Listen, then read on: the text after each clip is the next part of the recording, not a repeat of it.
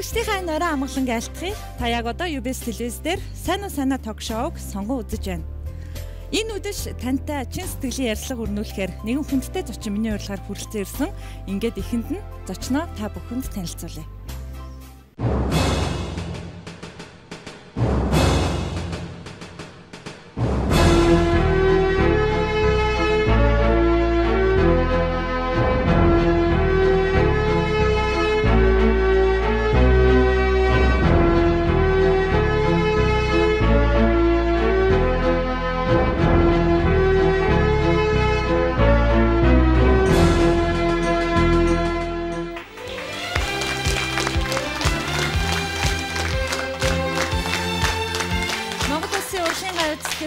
Профессор Чулуун сангийн тэргүүн Чулууны Чинбат оройн төргийн миний урилгыг хүлээн авч хүрэлцээрсэнд баярлалаа. За энэ сайхан одоо олны үжиг дуртай нэвтрүүлэгтэй өссөн явдалд маш их баярлалаа. Ингээд өөрсдийнхөө оюутан зөвчдийнхөө өмнөөс танд бас маш их амжилт хүсэж уран бүтээлийн өндөр амжилтыг хүсье өрөөё. Баярлалаа. Нэвтрүүлгийн маань зочид надад амьд цэцэгтэй ирдэг. Би үргэлж бэлэгшээдэг. Бүсгүй энд тэр дундаа амьд цэцэг бол маш сайхан бэлэг. Таныг судалт нь урьжээд.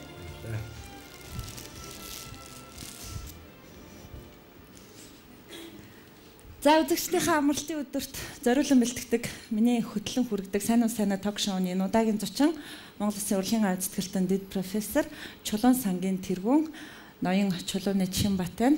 Танд орой минь хүргэе. Урилгын маань хүлээн авч хүрэлцэн ирсэнд дахин талархал илэрхийлье. Баярлалаа. Ток шоуныхаа урилгыг танд би уцаар өгсөн. Тэгээд яг тэр үед чухам ямар ажилтай, хаана ямар ажил амжуулж явсан энэ тухай тодтогч асуухаар би зочныхаа бас хамгийн сүүлийн үеийн мэдээллийг өөртөө тодорхой болгож авдаг юм л да. Ер нь бол сүүлийн үед бол маш их ажилтай байна. Юу гэвэл манай хөгжим үжгийн коллежийн 75 жилийн ой болж байгаа. Энэ маань үндсэндээ 75 жил одоо энэ сургууль маань одоо хөгжимчид, дуучид, бүжигчид, циркийн одоо зураачид бүгдийг л бэлдсэн шүү дээ энэ сургууль. Тэгээд сургуулийн 75 жилийн ой гэдэг чинь ер нь баг хамгийн анхны одоо сургууль гэж хэлэхэд болно. Их сургуулиас ч илүү өндөр настай гэсэн үг шүү дээ. Тэгээд би тэр үед бас тоглолттой байсан. Сая утсан хөгжмөөр одоо Монголд мэргэжилтэн бэлдсэн 55 жилийн ой концерттай байсан. Тэр үед одоо өөрийн чинь урилгыг аваад бас дотроо баярлж ялаа. Үнэхээр бид бүгдээр уран бүтээлчд учраас нэгийнхээ урилгыг бол бас сэтгэл хөдлөж хүлээж авдаг. Тэгээд урилганд их баярлсан гэдэг бидний өрсөн явдалт.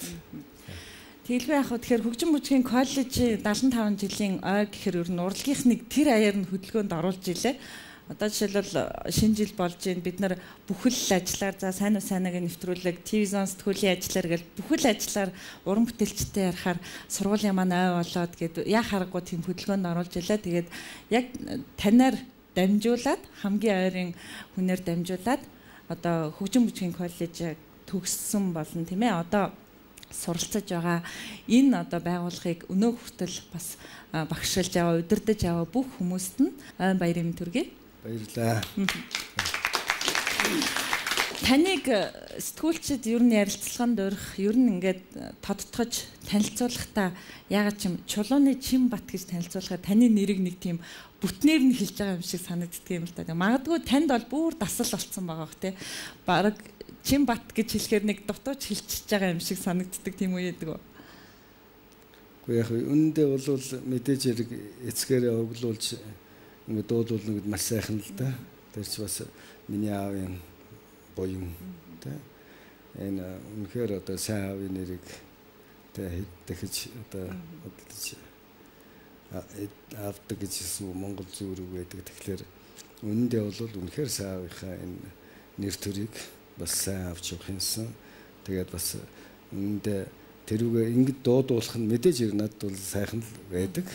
Тэ аль болохоор одоо нэр төрийн өндөрт авч явах юмсан. Тэгж л бодож явдаг юм бол. Бусад хүний хувьд бол зүгээр өөрийнх нь нэрээр хэллэхэд энгийн л юм шиг санагддаг. За Чинбат гэхээр магадгүй ямар гэхээр Чулууны Чинбат гэхээр гэж анзаарч хардаг. Тэгэхээр нэртэй зүстэй аав ээжийн хүү байна гэдэг бол нэг талаар сайхан, нөгөө талаар бас их асар хариуцлага юм те.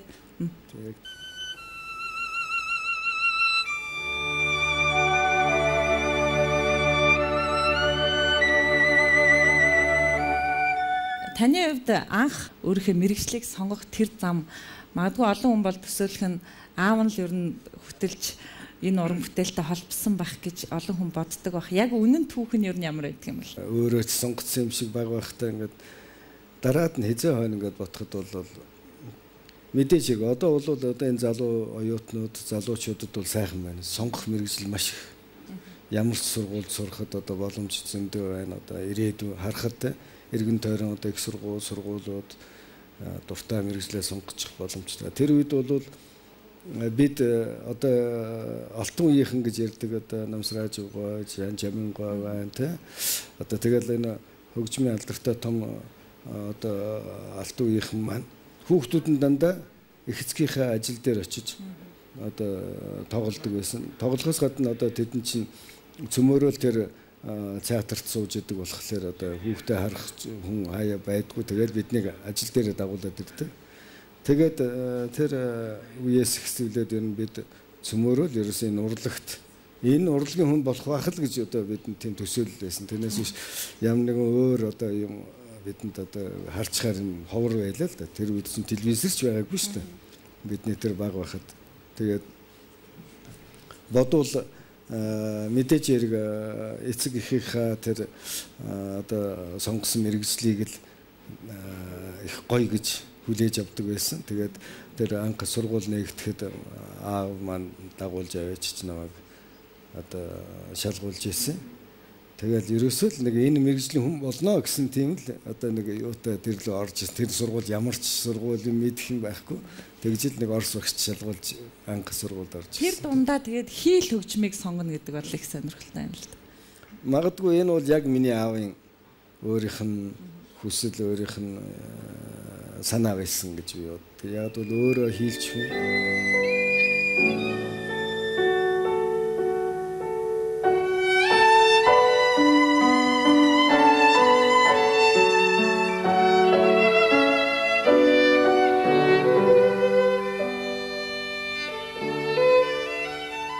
Таны хувьд тэгэхээр хэдэн настай хийл хөгжим анх барьсан гэсэн үг? Би ер нь бол 7 наснаас байж эхэлсэн тийм. Өнөөдөр ихэр одоо хичнээн жил тэр хөгжимтэйг. За тэгээд одоо бол ер нь бараг 40 гаруй жил одоо яг цэвэр хөгжмөө бол барьсан. Сүүлийн бас жилүүдэд мэдээж хэрэг одоо өдөр даачийн ажлыг илүү хийгээд хөгжмөө бол нэлээ хоош нь хайсан гэхүү дээ. 40 гаруй жилийн хугацаанд энэ гайхамшигтай утсан хөгжмөн тэгэл их олон зүйл дээр хань болж исэн баг та тийм ээ. Тийм мэдээж хэрэгэлдэ. Ер нь бол миний энэ хөгжимтэй одоо 58 оноос эхлүүлээл одоо зурлалцсан. Тасралтгүй сурсаар байгаа 77 онд төгсч ирээл шууд багшаар хуваарлагдаж анх ирж ирсэн. Сонгодог хөгжим тэгээд тэр дундаа хийл хөгжим өөрөө их тийм даруухан яруу тийм их болохоор таныг ийм даруу төлөв болгоцсон юм уу эсвэл угаасаа ер нь та ийм дуугай даруу хүн үү? Ер нь бол яг аавыгаа дөрөөсөн л байх л да. Манай аавч бас тийм даруухан хүн байсан шүү дээ. Ер нь бол ер нь сонгодог хөгжим тийм болох уу нэг тэгж төлөвшүүлэх үү? Төлөвшүүлнэ. Ер нь тэгж санагддаг юм аа надад. Сонгодог урлаг одоо хүмүүцсэн хүн тийм муу хүн болно гэж баг байдгүй. Энэ бол ямар ч газар харахад яг адилхан байдаг юм болцоо. Ээжийн бүүгийн дуу сонсч өссөн тэгээд хөгжмийн зэмсэг барьж өссөн урлаг их ойлгож өссөн хүн бол хизээч муу хүн болохгүй гэсэн үг гэдэг шүү дээ. Тэр яг үнэн. Таны хувьд хэдэн настай аавыгаа алдсан бэ? Ер нь тэр үед бол хүнд нэг аавыгаа алдна гэхэд бол их тийм маш том орон зай алдна. Дээрээс нь таны багш тий? Дээрээс нь таны уран бүтээлийн маш том шүүмжлэгч байсан бах. Одоо ингээд орон зайгаар нь ингээд хэлэх юм бол ер нь яг аав маань бас наслд бошгол байсан баг. Бас тийм чих настай байгаагүй л дээ. Тэгээ 96 онд өөд болсон. Тэгээд мэдээж тэр хүн миний амьдралд үнэхээр одоо хамгийн гол миний зөвлөх тэ миний багш одоо яг миний хамгийн хайртай одоо аав байж тэгээд хүн ер нь бол эцгийнхээ ээжийнхээ ч тэр аавынхаа ер нь ач тусыг хариулна гэж юм байдгийм үү би бас сайн мэдэхгүй байна. Ер нь бол сайн бидний хэдий ч нэ бид үр хүүхдүүд нь сайн юм тэр бол их эцгээд хариулж байгаа хариулна гэж юу боддог. Тэрнээс заавал одоо их мундаг нэртэй том хүн болохтой гол нь шүү дээ. Хамгийн гол нь үр хүүхдүүдэд хүмүүжүүлсэн, бие даачсан, үр хүүхдүүд нь арагшаага санаа зовох юмгүй тийм л байх. Би бол амьд дээр нь бас өөрийн баярлуулах юмсан гэж их боддог байсан. Тэгээд өөрийнх нь нэрмжит уралдаан нэг одоо өнгөрөхөөс өмнөхөн одоо зохиож эхэлсэн. Тэгээд тэрэндээ их баярлж байсан. Үнэхээр тэгээд анхны одоо 3 дугаар уралдаан юм да. Анхны уралдаанд дээр нь өөрөө тэр уралдаанд оролцоод тэгээд уралдаанд одоо тэргүүн барьжсэн хүүхдүүдтэй дүүрийн Эрдэнэ театрын одоо оркестртайгаа хамт ингээ тоглоод энэ бол өөрт нь маш их том баяр байсан гэж боддог. Гэхдээ бол үнэхээр бид бол ачийг бүрэн дүүрэн хариулж хязгаарч чадахгүй л дээ. Энэ бол мэдээж. Тэгтэл би бол дотроо бас аавгаа бас нэлээд баярлуулсан болов гэж бас дотроо боддгийг. Тэгээ уран бүтээлч хүний өөрөө хэдий бас энэ хорвогийн хүн биш болсон ч гэсэн уран бүтээл нь одоо үрд ингээд ихшгэлэн гэдэг бол гайхамшигтай юм л да. Тэгээд та бид хоёрын яг өнөөдөр ингээд ярилцаа сууж байхад яг харахгүй үзэгчдэд бол шинэ жилийн одоо уур амьсгал мэдээж төрж байгаа. Тэгээд шинэ жилиг миний хувьд одоо чулуунгай гайхамшигтай уран хас ихшгэлэл одоо шинэ жилийн юм телевиз рекламууд яваад ирэхээр яагаад ч юм за шинэ жил болж дээ гэж бодогддаг л да. Тэгээд таны хувьд бас ингээд аавынх нь бүтээлүүд зурагтаар хаа нэг жишээлбэл одоо магадгүй нэг машинд явж байхад ингээл явхад бол үнэхээр сайхан санагддаг бат тэ. Тэгээ мэдээж хэрэг өөр их тийм сайхан аялгуутай хүн байсан байна. Одоо өөрийнх нь одоо зохиолууд нь бол бүгд одоо амьдэрсэн олны одоо дуртай, сонсох дуртай зохиол болсон. Яг үзэх дуртай, бүжгийн жижиг юм байж байна. Ер нь бол ураас бүжгийн вайс гэхтэл одоо Монголын ард түмээр мэдгүй бүр байхгүй тийм. Хаач утсан хүн баясгаж яадаг, хаач утсан хүн баярлуулж яадаг. Тэгэхээр үнэхээр аргагүй хүний сэтгэлээс ингэж гарч ирсэн гэдэг чинь цаад одоо улсуудад зориулж бичсэн болохоор энэ бол тэр ард түмч бас энийг аягүй сайхан хүлээж авсан гэж боддог. Тэр ч утгаараа ер нь энэ зохиолууд нь ийм сайхан одоо болтол өөрийнх нь нэрийг гаргаад ингээд явж шүү дээ.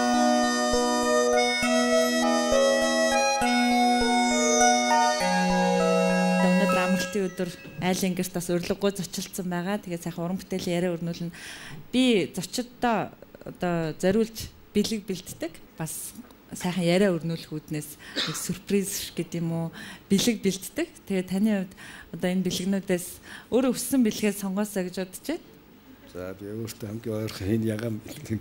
Тэр чинэл ягам өгтэй юу? За би танд бэлгийг авч өгье. За өвлийн үгэн танд зориулж ямар бэлэг бэлдсэн бол доо.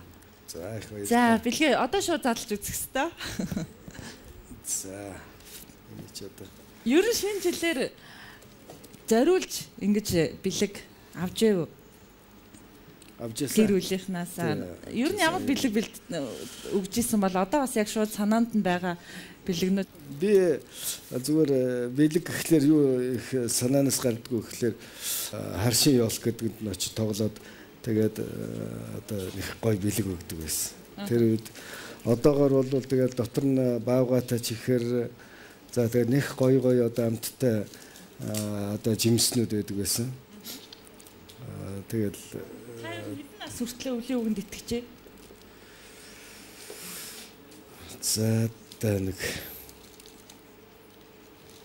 2 дугаар анги хүртэл юм уу да. 2 дугаар хүртэл. Чулуунгай ер нь өөрөө өвлийн үгэн болж байсан уу? Үгүй болж байгаагүй байсан. Яа. Тэр одоо өвлийн үгэн манай бидний танихаар одоо мэддгээр гомсронгойл одоо үргэлж өвлийн үгэн харагддаг байсан тийм. Биднээс урлагийнхан учраас таньдаг болохоор тэр юм гомсроо гараад ирлээ гэл нэг. За би уутын задлалаа та өөрөө бэлгээ задлаарай. За ямар Юу вэ? За энэ усан гоц. Өвлийн үгэн яагаад танд ийм бэлэг явуулсан юм бол? Магадгүй ер нь бол энэ цайв усан гоц альва их далаад явж байгаа энэ онгоцоор бол олон шүлэг байдаг, пүүшкний шүлэг байдаг тий. Парус ажинок гэдэг одоо биднес багада их үздэг гэсэн. Ер нь бол энэ илүү их уран бүтээлч тий уран бүтээл тэр их далаад одоо уран бүтээл дунд одоо ингэж хөвж яваараа тий яваараа гэсэн утгатай болов гэж би дотроо бодож байна. За арай амьдрал ойр болгож бодъё л да. Би бас өвлийн үгэнд захиалга өгсөн байж магадгүй шүү дээ таны өмнөөс. Тантай их л ойрхон зүйл байх хэвээр доо. За магадгүй тэгвэл бүр ойрхон гэвэл намайг нөгөө загас хөрсөн дэх явдаг болохоор тий бас энэ заваар явж одоо загалчлаарай гэсэн. Хамгийн сүүлд хизээ загасчилсан? Ер нь ямар ч чухал ажилтай байсан ер нь хаяал явцдаг гэсэн зураг сонсогдоод байгаа шүү. Залуудаа бол тийм л байсан та ер нь бол тий одоо энэ хүнчтэйгээд унаад хэрэгтэй болоод ирэх тусмаа улам совордол тий хуучин чинь ямар ч унаад хэрэг байхгүй тэр хэцүү үед чинь одоо ерөөсөө тий шиг ингээд машинд суугаад өглөөний хамгийн эртний автобусанд нь суугаад тэгэл яваал өгдөг байсан. Гачи уртлуу тэр биокомбинат руу тэгэл явчихдаг байсан. Одоо чинь тэгж явах нэгдүгээрт бас насч биш болж хоёрт бол бас хүн чи одоо бол илүү их комфорт тий одоо их илүү их тансаг явах гэдэг болсон биз дээ. Өөрийн хувьд бол тий. Тэгээд ер нь бол сүүлийн үед бол намар явсан л да би загсанд явж байсан. Найз нөхдөдөө явж байсан. Тэгэхдээ бас гар нийлдэг тий ангийн бас нэг тийм усуд хамтарч болцсон явдаг. Голын урсгал хараал тэгэл завин дээр суугаал загс уриал зогсож явахт юу бодогдох вэ? Хамгийн гол юм л юу ч бодогдгүй л байгаа. Тэгээ юу гэвэл ер нь бол загс байна гэдэг чинь за энэ одоо миний нэг өнгөх болов гэсэн ганц бодол байна вөхөөс тэр бусад бүх юмнаас тасардаг. Ер нь үндсэндээ бол тийм учраас загс барих бол ялангуяа энэ оюуны хөдөлмөр хийдэг ер нь усуд бол маш их том амралт болдог гэж ярьдаг. Тэр бол яг үнэн гэж боддог. Ягаад гэвэл ганцхан тэр голын шуугаан тэр хөвж яваад хөвөөрийнхаа одоо юуг хараад өөр бүх юмнаас тасарч чаддаг учраас тарих амардаг гэж ярьдаг. Тэгээд ч яах вэ? Тэгээд ч ер нь тэр сайхан байгаль дээр хүн бол их сайхан амарч чаддаг.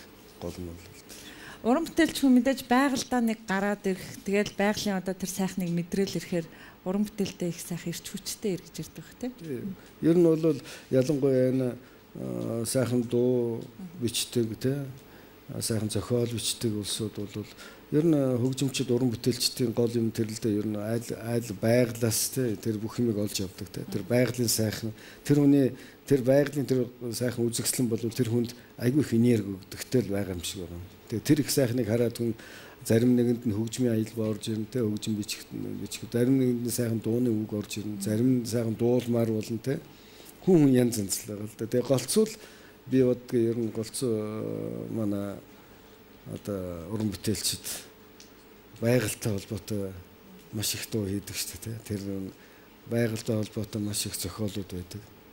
Тэрэндээ л би байдаг болов уу гэж боддог юмс. Удирдаач хүн ингээл тэр оркестрийг өөрөө удирдаал нэгтгэл одоо өөрийнхөө харцсан доор гарын дохион доор ингээд нэгтгэхэд ингээд сурцсан хүн ер нь юмн дээр хүн удирдах гадах тийм араншин гарах ба ер нь амьдрал дээр тэр нэг гайгүй. Тэр хүн хүнээс л болдог байх. Ер нь бол мэдээж хэрэг тэр зөвхөн хөгжмийн төрлийн юм дээр бол гарч ирнэ л дээ. Тэ ингээд хэдэн хүүхдүүд юм хийж ивэл тэрийг ингээд бөөгнүүлээд бас нэг юм болгочихсон тийм санаа сэтгэл төрхтэй. Тэрнээс биш зүгээр очиод юу ингээд хүн албан газрын юм өдөртөө дундах нь юу юм. Тэгвэл ямар ч байсан юмыг зохион байгуулах тийм чадвар бий болдог ерөөсөө өдөртөчд. Ямар ч тохиолдолтой бас нэг хэсэг улсуудыг яавал бөөгнүүлж чадах вэ? Яавал одоо нэг юм урсгад оруулж чадах вэ? Тэр бол яг хөгжмийнхаа юугаар бол хүн тийм одоо юу гэмт цаанаас нэг тэр хүний авиас тэр хүний одоо хөгжмийн тэр боловсрал тэгээ тэр тоглож байгаа зохиолын юунаас болоод хүн бол тэрийг нэгтгэж чаддаг болчихдээ. Зүгээр мэдээж хэрэг амьдрал дээр бол бас янз янз л та. Та ер нь харцаараа ойлголдгоо одоо үгээрээ юу оркестра? Ер нь голцоо харц гэдэг юм. Харц гар хоёроор л хүүхдүүдтэй харьцах дуртай. Удирдаачгүй оркестр ер нь яаж сонсогддог бол миний хувьд бол төсөөлөхгүй л юм л да. Уучлаарай. Ер нь голд ингэж удирдах байгаа хүн байсан байгаагүй тоглох юм биш үү гэдэг миний хувьд тийм бодол байдаг юм даа. Гэхдээ би энийг тантай ярьцлага хийхин өмнө олон хүнээс асуусан л да өөртөө хайрхан. Чи юу за чи над асуултаа заавал асуугаарай гэж хэлж байсан. Удирдаачгүй оркестр гэж бас байна. Тий. Тэр бол одоо камерны составууд гэдэг чинь одоо мини оркестр, жижиг оркестр бол удирдаачгүй явж болдог. Тэрэнд бол одоо нэгдүгээр хийлийнхаа одоо хийлчээ хараад тоглож байгаа. Тэ. Нэгдүгээр, хоёрдугаарт бол тэр улсууд маш олон жил хамт тоглосон учраас тэр улсуудад нэг амьсгаа бий болцсон байдаг. Ямар ч зохиолыг тоглосон, нөгөөдгийг олон удаа тоглосон учраас тэ бүгд нийлээд дуулчих чадвартай, тоглох чадвартай тийм болцсон. Ер нь том зохиолыг бол удирдаачгүй тоглоно гэхэд бас хэцүү л дээ. Тэр маш хэцүү. Тэр нь бараг л байхгүй те. Зарим улсууд ярьдаг шүү дээ. Одоо тэнд нэг хүн танаад нэг ажил хийдгүү хүн байна. Тэрийг одоо ажлаас нь халддаг юм уу гэд. Нөгөө удирдаач нь гайхаад одоо тэр юу хүн байна? Хаана байна гэдгсэн чи. Тэр нэг дугуургийн юм хоёр төмөр барьчаал зогсоод ихэ тэгж хаяад нэг ингээл цогхох. Одоо тэр хүн одоо тэгж болж байгаа юм гэсэн маягтай. Тэр шиг л нэрэ. Тэр жишээлбэл тэр янз янзын төрлийн хөгжмүүд байна л да. Маш олон тагт одоо хоосон явж байгаа л хоёрхан газар одоо цогтөг. Тэгэхээр чин тэрийг чин удирдаач харуулж зохицуулж явах хэрэгтэй тийм. Удирдаач хаана явж яах гэдгээ тэр хүнд ингэж харуулж нүдэрээ тайлбарч одоо тэдний тагт байна шүү өвдчихнэ гэж тийм. Тэгээд удирдаач тэрийг яг ингээд харуулж хэлэхдээ. Удирдаачгүй бол хэцүүлдэ хүн болго нөгөө тагтаа тоолоод ингээд суучих шүү дээ бас тийм. Хэдийгээр хөгжмөө ойлгодог, хөгжим явж байгааг ойлгож байгаа ч гэсэн маш хэцүүлдэ бас удирдаачгүй тоглоно гэдэг бол. Хөгжимчд тэр дундаа юм утсан хөгжмийн хөгжимчдийн гарыг их хайрлах хэрэгтэй гэж ярьдаг юм байлаа. Тэгээ миний төрсөн ах маань хөгжим мөчгийг бас морин урчаар төгссөн Батбаяр агшин шав төгссөн. Тэгээд манай ах л ер нь гэрээ ажил хийдэггүй байсан. Тэр үнэн үү? Ер нь бол дээхэн үед бас бид нь тэгдэг л байсан. Ер нь гар хуруугаа хайрлах хэрэгтэй тий гар эвдэн гэж. Тэр бол мэдээж хэрэг хүн гараа хайрлах хэрэгтэй. Яг бол энүүгээрээ чи хоолоо олж идэх учраас тий. Хайрлахтаа гэрийн ажил хийхгүй гэсэн тэр ойлголтууд байж болохгүй л дээ. За манай ах тэгвэл бас л өөртөө бас ашигтайгаар л эргүүлдэг гэж. Ер нь тэгж ашигтайгаар эргүүлэх тохиолдол их бий л дээ. Хүн ч одоо заа тий гараад нэг төлөө ороод үгүй гар эвдэрчин гэдэг одоо залхаар ус зөөгөө дэр гар хөлдчихнэ гэдэг одоо тий. Аль тэр хүнд ажил хийж байгаа усуудыг тэр хөтгөтөл ер нь гараа юмд цогцохгүй, тасалчихгүй, огтлчихгүй тийм ажлыг бол хийхгүй. Бусад ажлыг хийх хэрэг. Гэрээ цэвэрлэх юу байдаг одоо ямар машин засч болно. Одоо юу л юу хийж болно. Хүн бол зүгээр л яг л амьдралынхаа юугаар тэрнээс биш би ч одоо энэ төрж болохгүй, би ч тэр нь төрж болохгүй гэвэл тэр чинь амьдралаас тасраа авчих шүү дээ. Тийм учраас тэр бол бас тийм зүгээр гараа хайрл гэдэг болохоос чи ажил битээ хий гэсэн үг биш л дээ. Одоо тэгвэл хөгжим бүжигт суралцж байгаа хүүхдүүд бас ээж авдаа тэгдэг байж магадгүй л юм. Магадгүй тий. Таны хувьд хийлээс өөр хөгжим ер нь тоглодог уу? Өөр хөгжим нэг тоглохгүй яг мэдээж биднээс төгөлдөр хоор хөгжим ордог л байсан. Тий. Тэр хоёр дахь одоо мэрэгжил гэсэн үг л дээ. Төгөлдөр хоор орно. Тэгэл он сонсгол гээл мэрэгжлийн төрлүүд ордог юм тий. Гэхдээ өөр хөгжим болоод биднээс тоглож байгааг. Энэ тим завч баг байхгүй тий. Өөр хөгжим сурж явах. Нэгдүгээр, хоёрдугаарт төгөлдөр хуураас өөр хөгжим болохоор одоо хийл хөгжмийн дээр даралтуудаас өөр болоо явчихдаг шал өөр. Тийм. Тэгэхээр бид баг тийм хөгжим баг давхар тоглолтгүй л дээ ер нь бол. Жижигхэн гоё аяд тоглож өгөөч. Тэр одоо би юу тоглох вэ? За. Жижигхэн гоё. Шинэ жилийн дуу. Шинэ жилийн дуу. За би зүгээр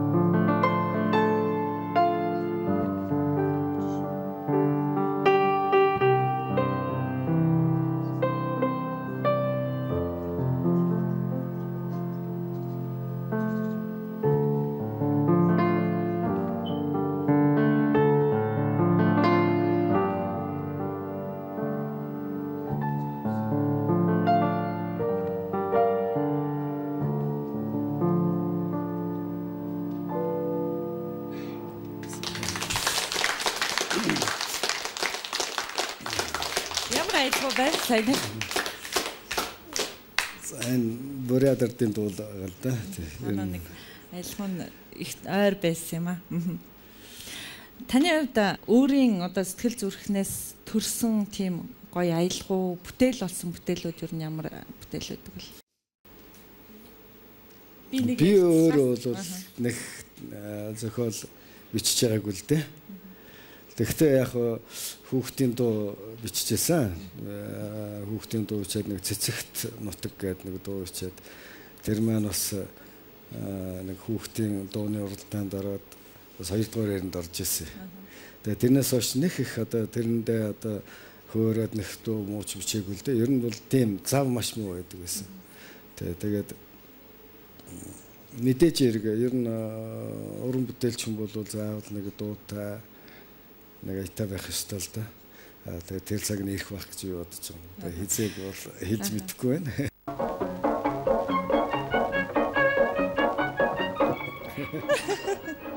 Бай Google-тэй ингэ нөөцгөө.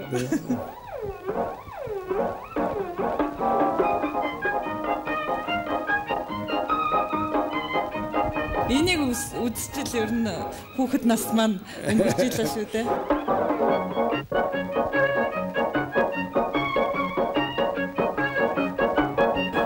Sana talk show-ны боролтын цаг эхэллээ гэдэг.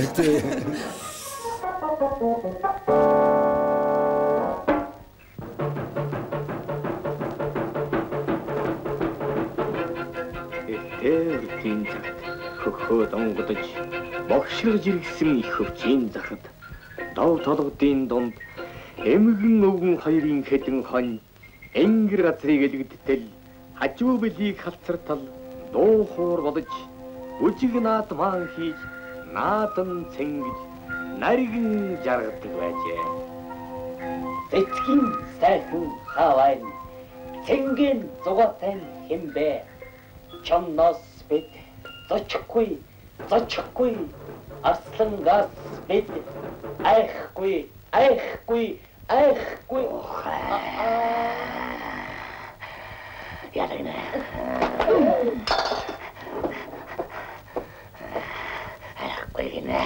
бос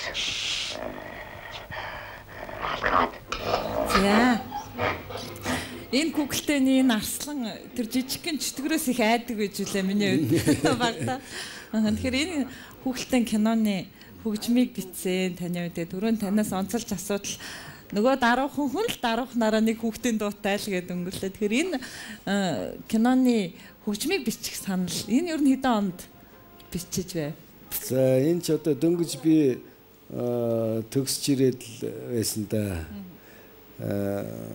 Тэгээд анхны л одоо мультфильм шүү дээ. Үндсэндээ бол Google хийж иймэрхүү масктай энэ маш сонин шийдэл гаргаж хийжсэн тийм. Маструуд те одоо Дашима одоо мегмар байж энэ одоо энэ борлуулалтуудын тий.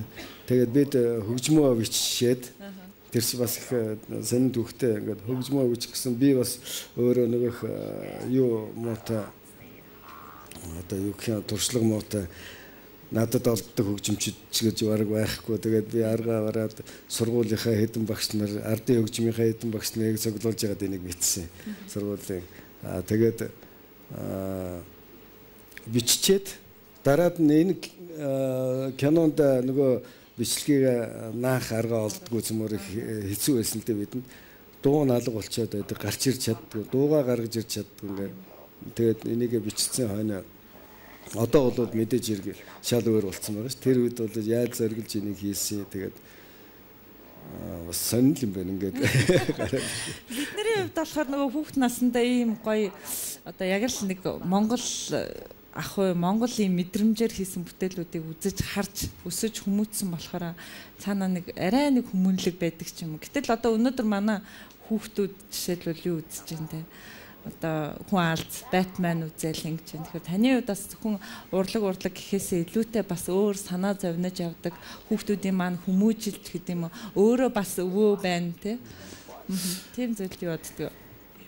Ингээ одоо ерөөсөн миний хамгийн гол санаа зовж байгаа юм бол энэ залуучуудын орой үчийн айхтар хэрэгтэлтээс л үнэхээр би санаа зовдөг. Тэгэл хаал явна орой ингээл бид ч их орой ач ажил талах. Тэгэл автобусаас ингээл буухтал. Тэгэл гудамжаар дөрөн л одоо энэ сайхан залуучууд сэлгүү дандаа хичнээн ч олон баар хичнээн ч олон түмэн баар одоо Улаанбаатарсан тэр чигээр ингээд архин дотор бараг л ингээл хөвж юм шүү дээ. Яг үнэнгээ хэлэхэд. Тэгээд ихэнх нь л одоо энийг бас хараагүй юм шиг л ингээл явж л байгаа. Тэгэхдээ мэдээж би бас өөрөө залуу байсан. Хүн наргиж уулна, наадаж уулна. Тэгэхдээ одоо бол арай л хэтэрсэн юм шиг надад санагдаад байна. Ягаад гэвэл одоо хизээ сурч болж байгаа юм бол одоо шөнө хэдэн цаг хүртэлж байдаг. Өдөр болгон тэр нь байгаа.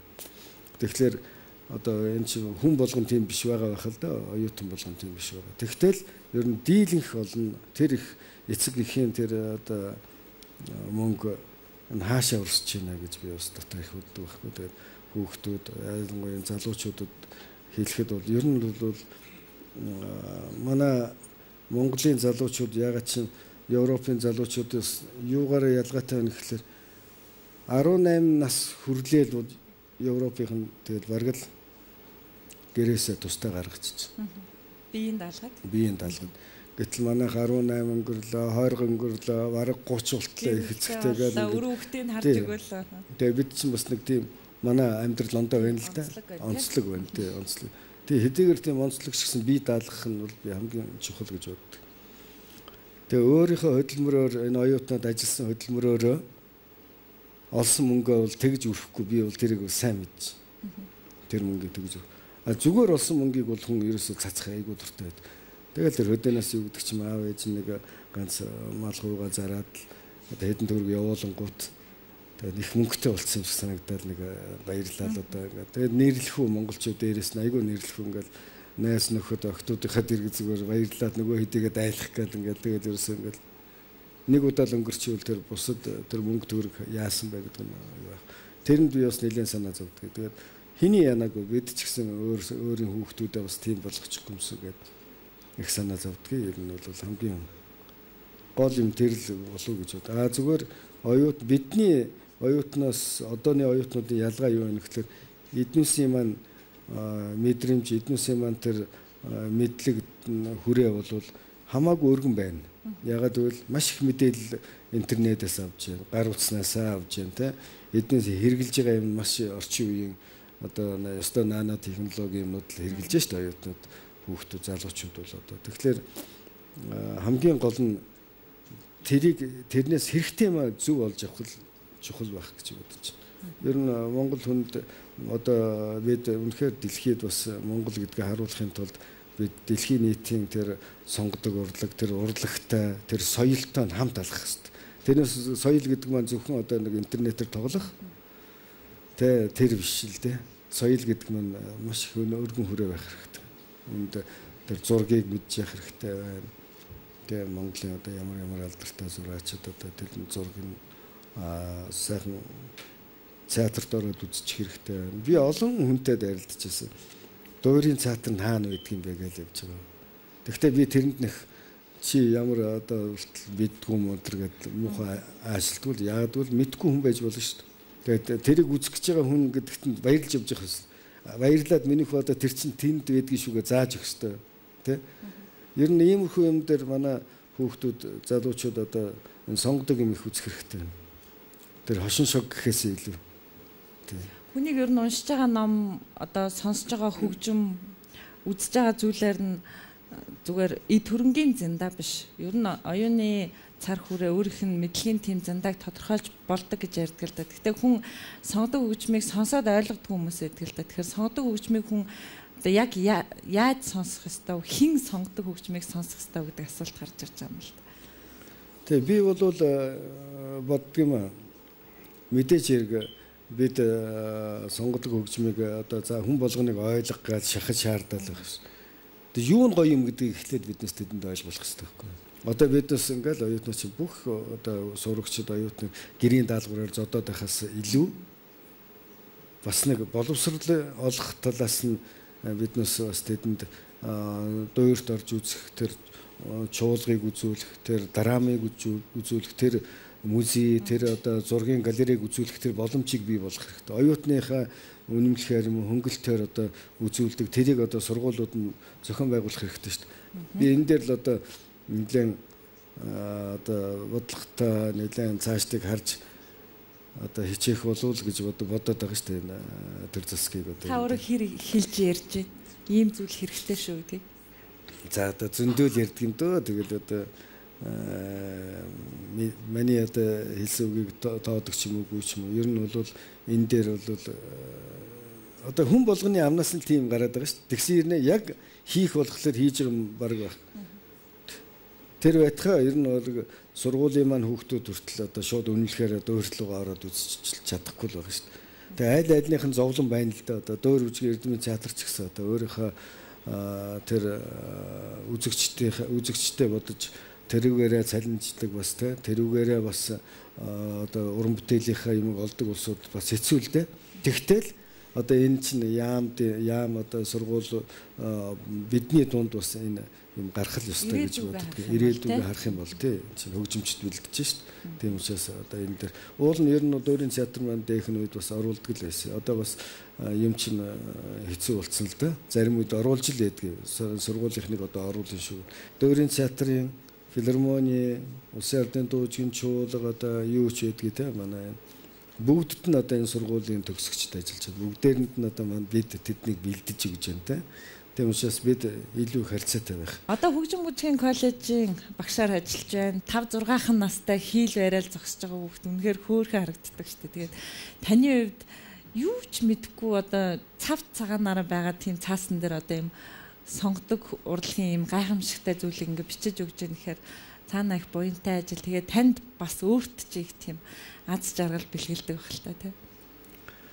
Тэгээ мэдээж ер нь бол багшин сурагчдаараа дандаа бахархдаг альч газар хаанч тэр хамгийн гол нь үнэхээр одоо тэр хөгжим дуртай гэдээ ороод ирж байгаа хүүхдүүд үнэхээр хөөрхөн байдаг. Ягаад гэвэл тэгэд юугаа одоо энэ хөгжим ямар хэцүү хөгжим гэдгийг мэдэхгүй ингээл ороод ирж идэг зарим тийм.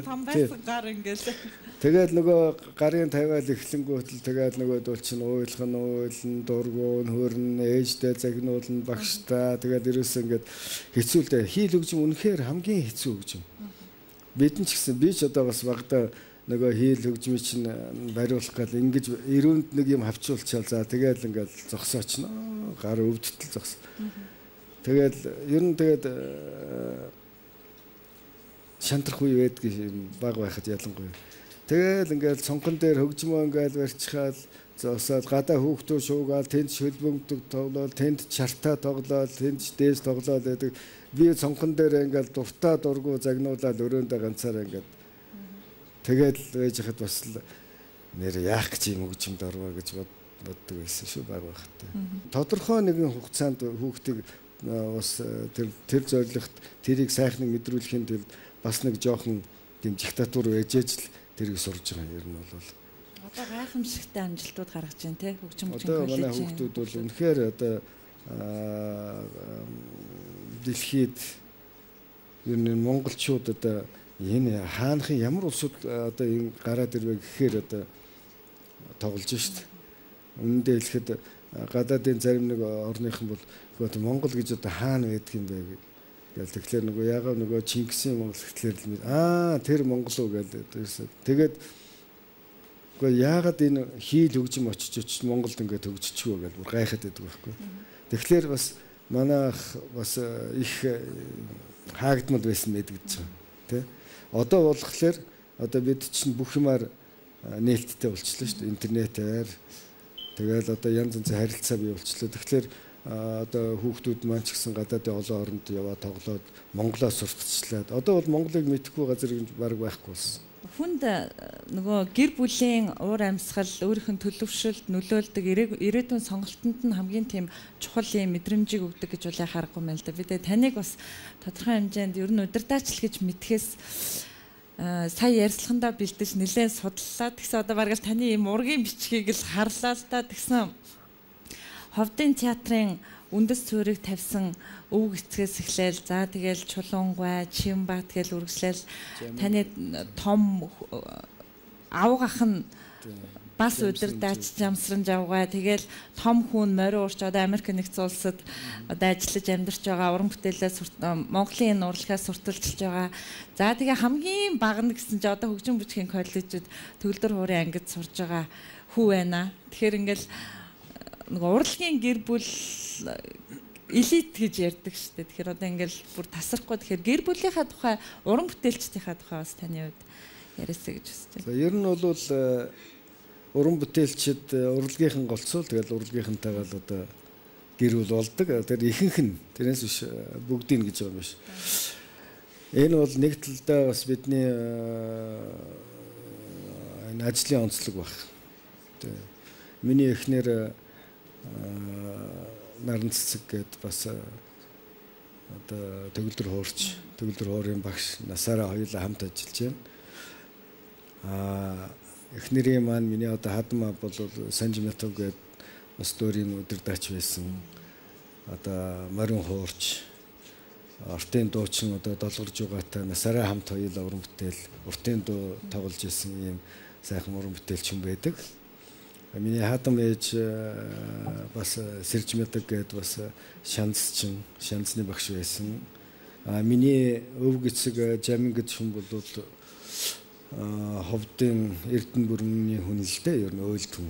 Тэгэл тэр хавийн залуучуудыг цуглуулаад нэг гэрт цуглуулаад шүлэг уншихын шүлгээ дуулахын дуугаа дуулаад ингэж эхэлсэн юм байл.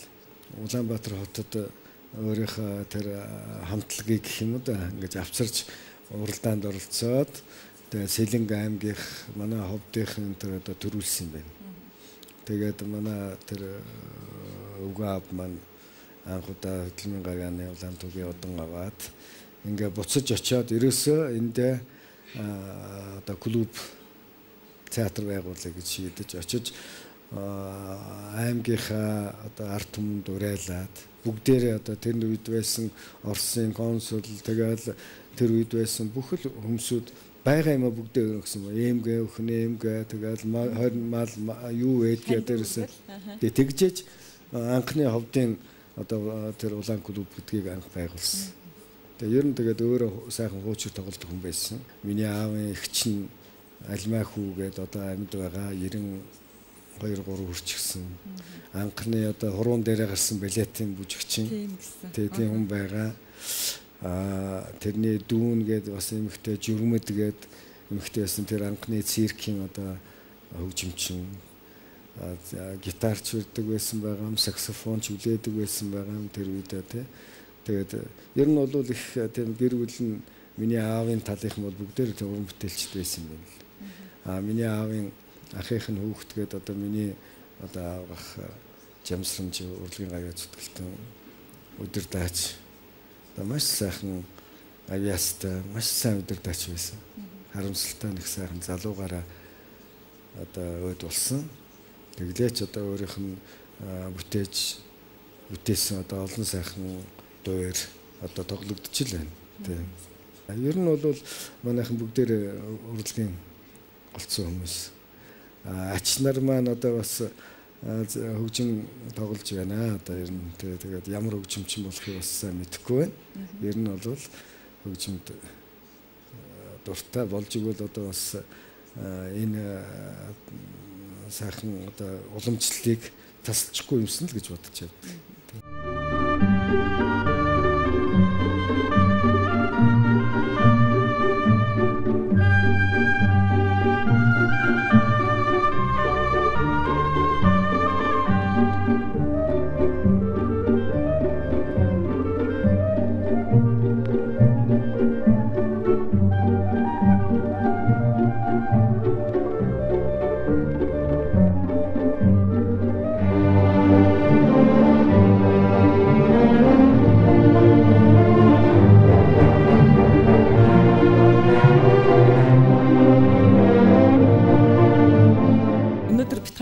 Ярилцлагыг яг дэрэгдээс нь сонсож байгаа радио телевизийн сургуулийн оюутнуудаас ярилцлагандаа урьж байна. Зочноос маань асуулт асуух оюутнууд өөрсдөө танилцуулаад радио телевизэн дээр сургууль.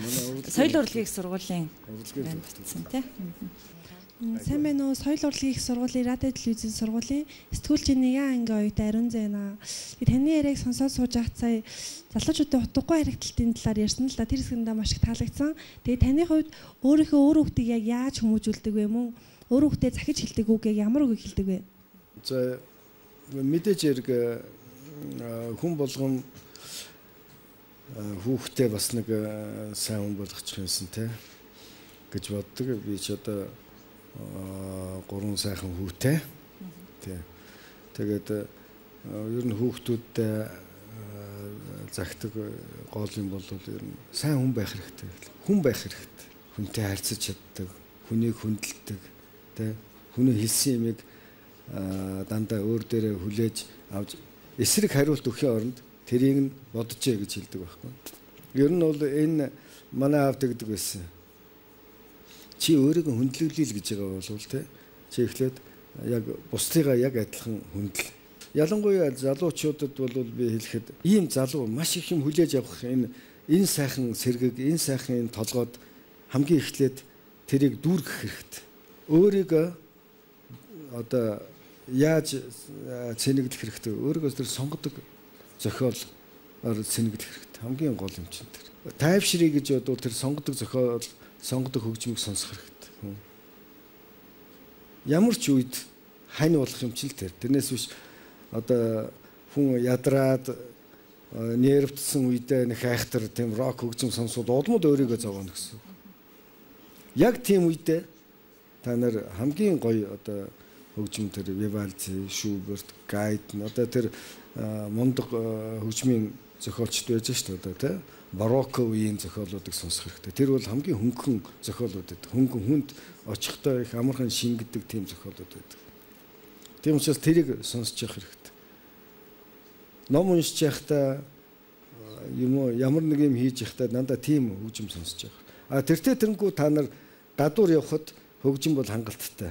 Автобусанд орсон ч нөгөө дуу явж байгаа, нөгөө хошин шогч нь явж байгаа, үдсэн ч үзээгүй ч дандаа та нартай хамт дагалдаж яваа учраас одоо тэрлүү нэх одоо ингэж байх биш. Хамгийн гол нь тэр сонгодог юмар толгоогоо цэнэглэх хэрэгтэй. Ерөөс. Тэгсэн цагт сайхан боловсралтай, сайхан төлөв төвшин тийм сайхан улсууд болно гэж боддог. Ер нь бол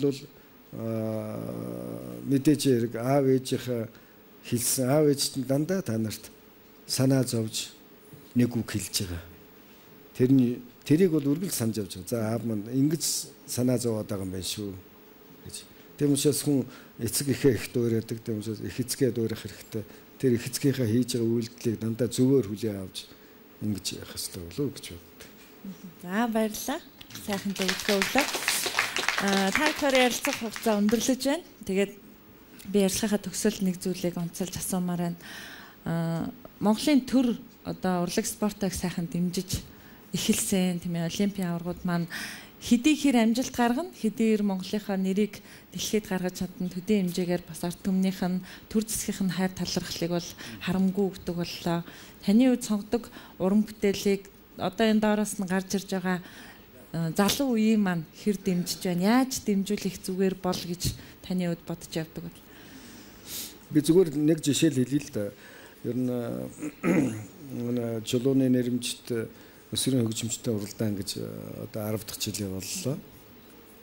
Урд нь бол одоо бид өөрсдөө ингээл хийдэг багш нарынхаа дэмжлэгтэй, аав ээж нэрийнхэн дэмжлэгтэй одоо ингээл тэгэл зарим нэг компани одоо энэ урлаг дуртай улсуудын дэмжлэгээр хийж авч ирсэн.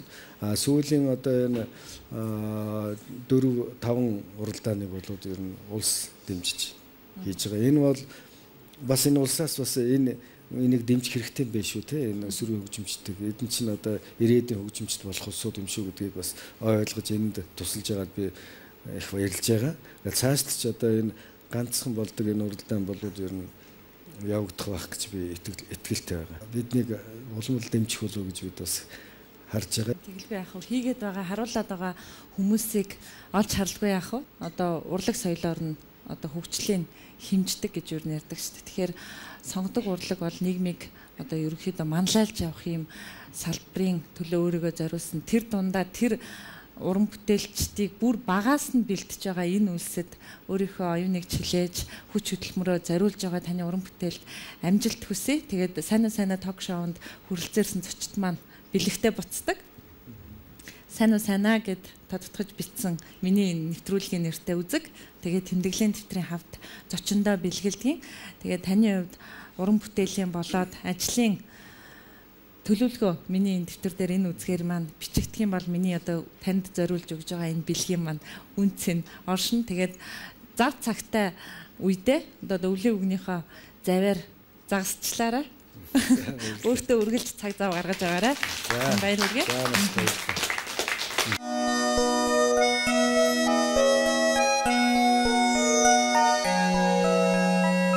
За аавын маань бүтээл дотор бас их дан хөгжим зориулсан бүтээлүүд бас нэлээд байдаг. Та бүгд мэднэ. Тэрний дотор өнөөдөр би одоо өөрөө чинь одоо энэ сайхан нэвтрүүлэгт зориулж бэлэг болгож тэр уулын горих гэж их сайхан одоо цогцлог энэ хөгжмийг одоо өөрийнхөө оюутан сурагчдаар тоглуулж та бүгдтэй бэлэг барья гэж бодож.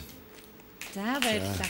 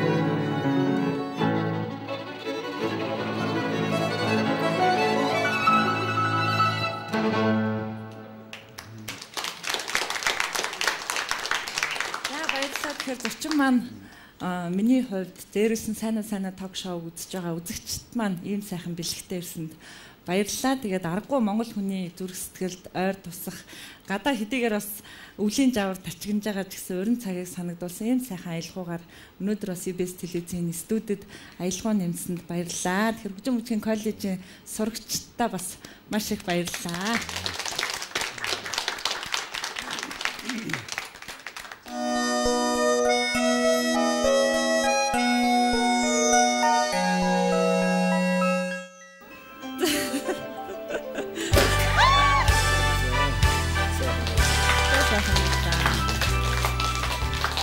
Шампанск яаж буудлын тухайн жилийнхээ өмгийг бас тодорхойлдог гэсэн.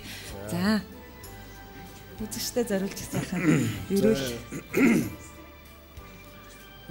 телевиз үзэгчд болон өнөөдөр хүрэлцэн ирсэн оюутнуудаа тэгээд энэ сайхан нэвтрүүлгийг, энэ сайхан уран бүтээлийг хийж байгаа одоо сайнаа энэ сайхан нэвтрүүлэгт хүрэлцэн ирсэн. Тэгээд их баяртай байна. Нэгдүгээр, хоёрдугаарт бүгдэд нь шинэ ондоо эрүүл инх байж өөрсдийнхээ мэдлэгийг сайхан дээшлүүлж шинэ уран бүтээл хийж танаа уран бүтээл улам өнөөдрийн шампанск шиг ингэ сайхан ориглон байх болтугай гэж би өрөөё. За баярлалаа.